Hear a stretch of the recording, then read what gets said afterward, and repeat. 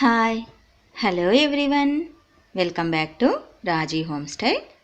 Today రాజీ home స్టైల్లో ఎటువంటి food colours అనేవి యూస్ చేయకుండా సింపుల్ ప్రాసెస్లో గ్రీన్ చికెన్ రెసిపీని ఎలా చేసుకోవాలో ఈరోజు ఈ వీడియోలో చూసేద్దామండి.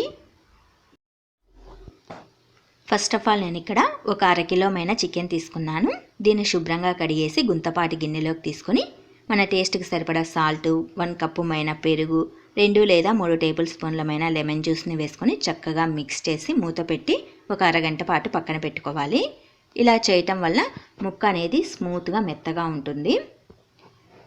ఒక చిన్ని మిక్సీ జార్ తీసుకొని అందులో 6-7 పచ్చిమిర్చిని, కొన్ని ఎండు కొబ్బరి ముక్కల్ని, అలాగే ఇందులోనే 1 లేదా 2 టేబుల్ స్పూన్లమైన అల్లం వెల్లుల్లి పేస్ట్ని, శుభ్రంగా కడిగేసిన కొత్తిమీర ఆకుల్ని ఒక గుప్పెడుమైన వేసుకోండి.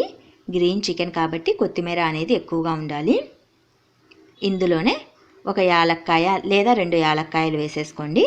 2 లవంగాలు, 2 లేదా 3 చెక్క పీసెస్ని వేసుకోవాలి. ఇందులోనే 2 టేబుల్ స్పూన్లమైన ధనియా పౌడర్ని కూడా వేసేసుకొని కొద్దిగా వాటర్ని వేసి స్మూత్గా మెత్తగా పేస్ట్ లాగా మిక్సీ పట్టుకోవాలి.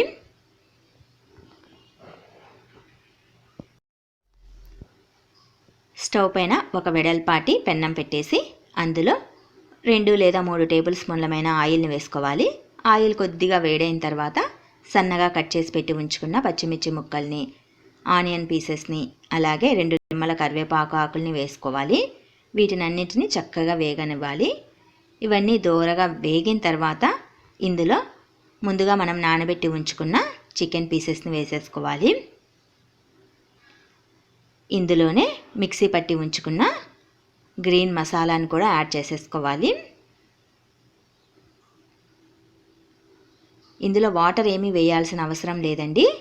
చికెన్ పీసెస్ని మనం ఆల్రెడీ ముందుగానే నానబెట్టేసాం కాబట్టి అది ఉడుకుతున్న కొద్దీ వాటర్ని రిలీవ్ చేస్తూ బాయిల్ అవుతూ ఉంటుంది. సో వాటర్ని ఏమీ మనం వేసుకోవాల్సిన అవసరం లేదు.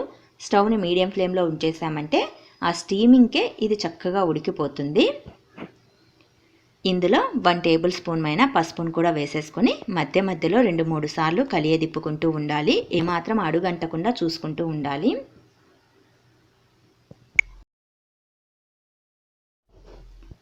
ఒక 10 మినిట్స్ తర్వాత చూడండి, మసాలా అనేది ముక్కలకి చక్కగా పట్టింది. చివరన మరికొద్దిగా కొత్తిమీరని యాడ్ చేసేసి స్టవ్ను ఆఫ్ చేసేసుకుంటే చక్కటి గ్రీన్ చికెన్ రెసిపీ అనేది రెడీ అయిపోయినట్లే. ఇది మనం పప్పుచారు చేసుకున్నప్పుడు సైడ్ డిష్గా చాలా బాగుంటుంది. అలాగే ఏదైనా మనం చపాతీ, రోటీ చేసుకున్నప్పుడు చపాతీ, రోటీలలో కూడా చాలా బాగుంటుందండి ఇది. పైన టాపింగ్ కోసం కొన్ని ఆనియన్ పీసెస్ని యాడ్ చేసామంటే టేస్ట్ అనేది చాలా బాగుంటుందండి.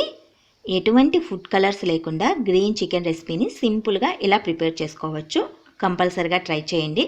మరి మీకు ఈ వీడియో నచ్చినట్లయితే మరికొన్ని ఇలాంటి వీడియోస్ కోసం వెంటనే మా ఛానల్ని సబ్స్క్రైబ్ చేసుకోండి. Thanks for watching.